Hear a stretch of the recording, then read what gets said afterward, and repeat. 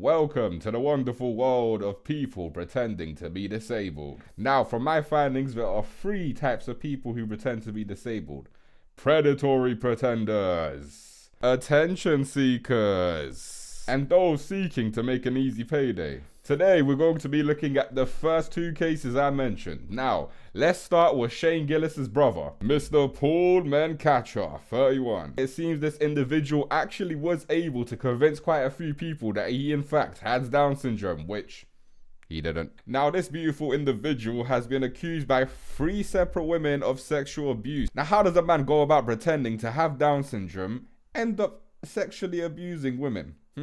I'll tell you how. Well, first of all, he pretends that he can't go to the toilet on his own and needs somebody to change his diaper. A poo-poo fetishist, bruv. And on top of that, he claims that he cannot shower or bathe himself. You get the gist.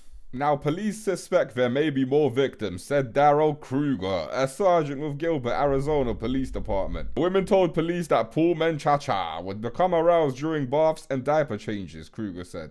Menchaca allegedly hired the women using an online service where he posed as his mother. AZFamily.com reports he communicated using a false name with the caregivers via text, making arrangements for them to pick him up at various locations, the publication reports. So this sick and twisted motherfucker, Mr. Menchaca, aka Shane Gillis's brother, posed as a sweet, caring mother who wanted to take care of a disabled son, just so he could get some sexual gratification. Now, what makes the situation infinitely worse is this motherfucker worked for a local school district in a support staff position until he resigned August 31st. Thank fuck for that.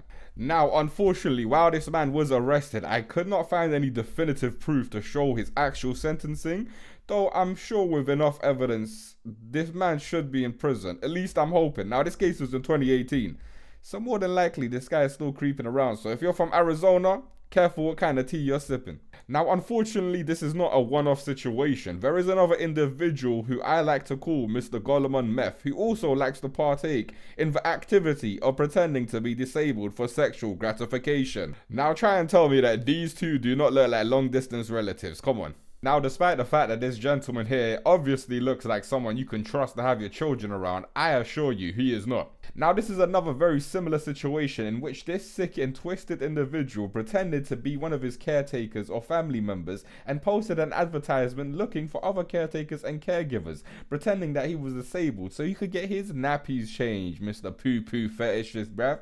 There's a lot of these weird brothers with nappies, fam. I've been hearing a lot about them, bro. It's quite crazy. Pervert fake disability then became visibly aroused when carer changed his nappy. Mr. Rutledge Diaz the Fourth. Of course, it makes sense he's got the fourth in his name, bro. I mean, a lot of these guys coming from royalty and monarchy type shits are very inbred individuals, leading them to very sick and twisted situations. Mr. Rutledge Diaz the Fourth, known as Rory, posted an ad on a job app Urban Sitter claiming he needed a carer to look after his disabled 18-year-old brother. It is alleged a 20-year-old college student agreed to the task, with Diaz from New Orleans telling her Corey needed handled with tough toddler gloves. What the fuck does that mean? He also told the woman that Corey needed potty training and help with a car booster seat.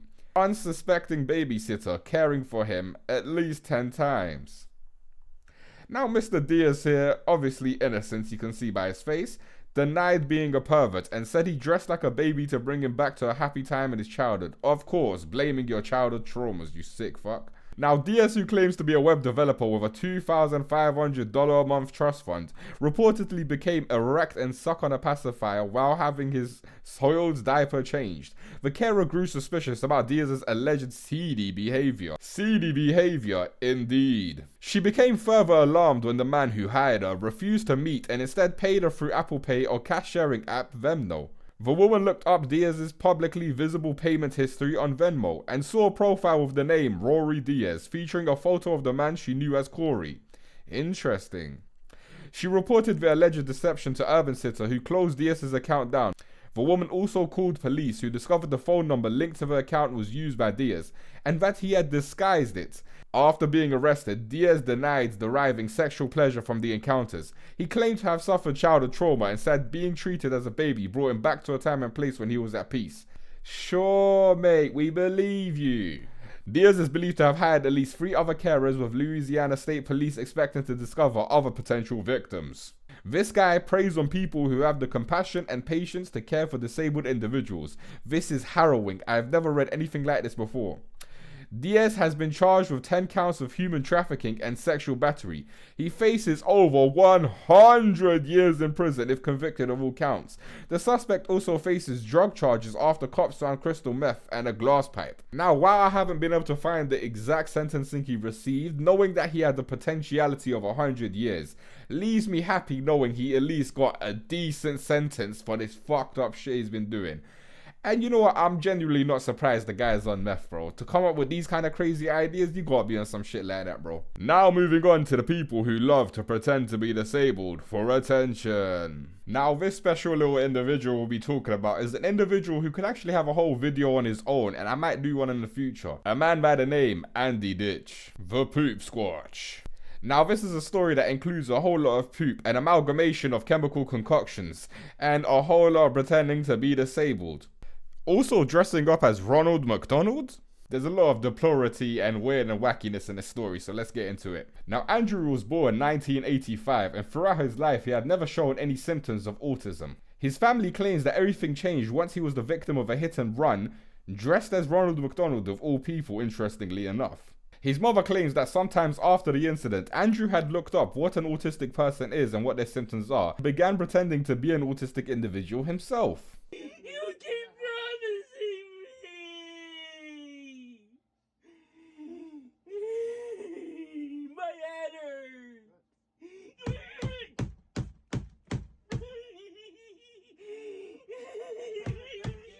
Now, after watching this clip, you would be right to assume this man clearly has some sort of condition.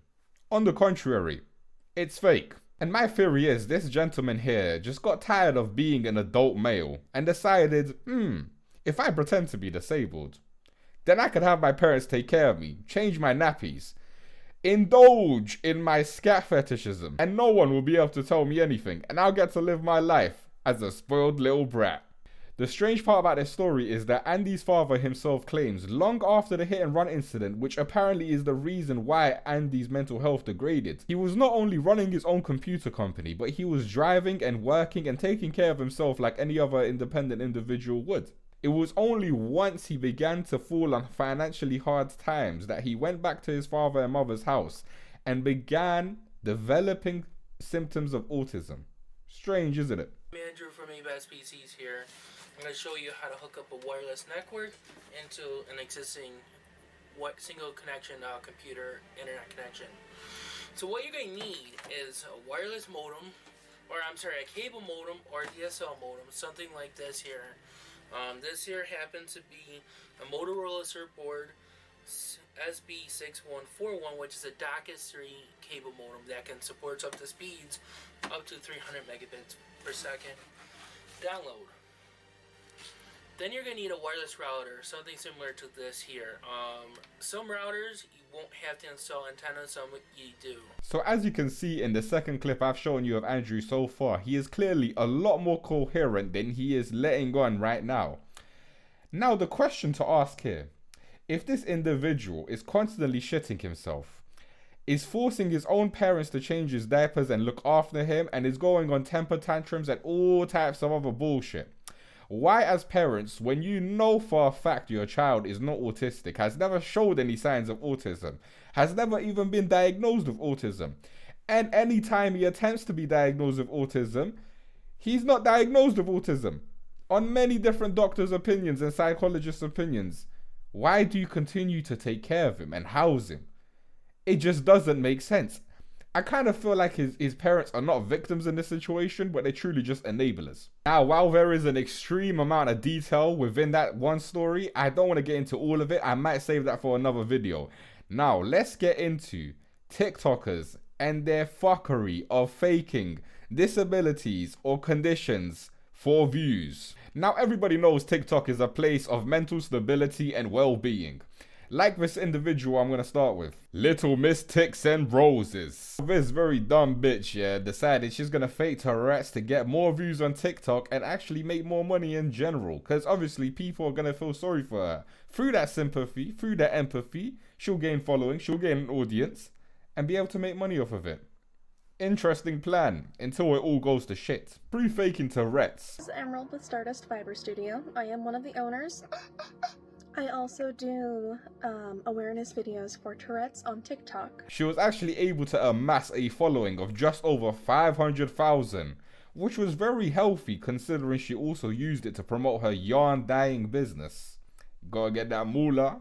So people started noticing that her general tics seemed to be kind of forced, and once there was enough evidence to actually prove that she was faking her tics, she got a whole TikTok account deleted, boy. Crazy. I don't even understand the thinking behind doing something like this. Like, you do realize if in any way, shape or form it is ever exposed that you're faking a disability, you will never be able to recover from that, cuz whatever you do in life, you're always going to be known as that girl that faked Tourette's, as that guy that faked disabilities. I don't understand this shit, especially when there's already videos of you out there not showing any symptoms of this disability or condition that you claim you have. It seems like attention seeking and perversion are diseases that will force somebody to go at any possible lengths to satisfy their itch, to satisfy their thirst. I truly do not understand what's wrong with society nowadays, and the sad thing is, I only went through a very bare minimum number of cases. There are countless and countless situations like this, and it's insane that they keep increasing, as if the ones before them have not failed. Anyways, thank you so much for watching, guys. I appreciate your time. Please like and subscribe. Peace to all the real generals out there. Beatbox booming in my stereo. Beatbox booming in my stereo. Here he go, rise up with the flow. Got extraterrestrial, feel the cold ice like snow when it blow. Reminisce about them days, we was 10 toes. Now it's all pure elemental, going mental. But now I'm thinking something nice, beaming up the satellite. Them what's it when all they have to have no land. UFOs and hoes